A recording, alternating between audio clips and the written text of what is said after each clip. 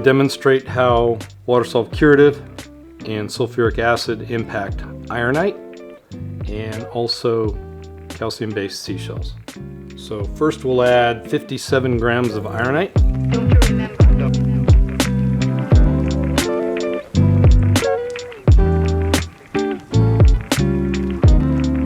we're going to add seashells. Each one's a little unique.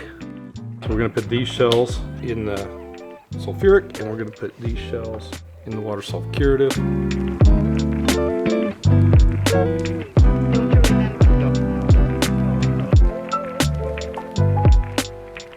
Add our shells. The reason we're including shells is we've observed that in the presence of iron, the sulfuric acid has a little bit of a problem dissolving the shells. So here's the sulfuric.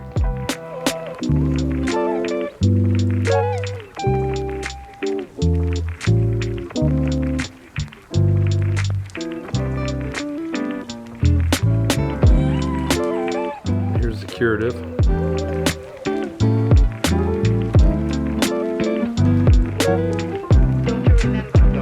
Now, iron's interesting because iron kind of dissolves slowly where shells actually liberate a lot of bicarbonate. What we'll do is we'll put that under time lapse and come back and see how we did.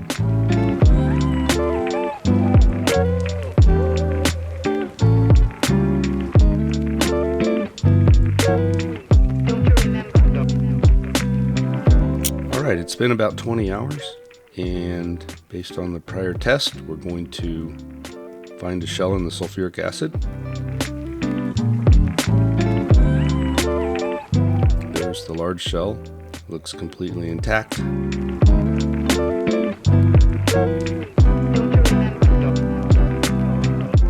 water's too murky to see through, so I don't know if we'll be able to find the small shell, but we'll try and see if we can pick it out.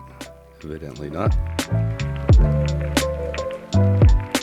Now we'll go to the WaterSOLV Curative, and based on prior tests, we know we won't be able to find the shell, and we're not able to. Alright, we poured out all the solution. Here's the large shell that was in the sulfuric acid. Now we're able to see the small shell. There's the small shell. We go over to the WaterSOLV Curative, and the shells have been dissolved.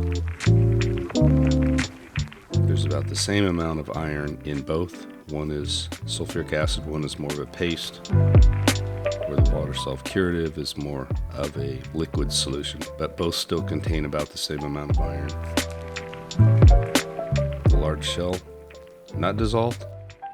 With WaterSOLV Curative, the calcium shell is dissolved, both of them, and yet still dissolved about the same amount of iron.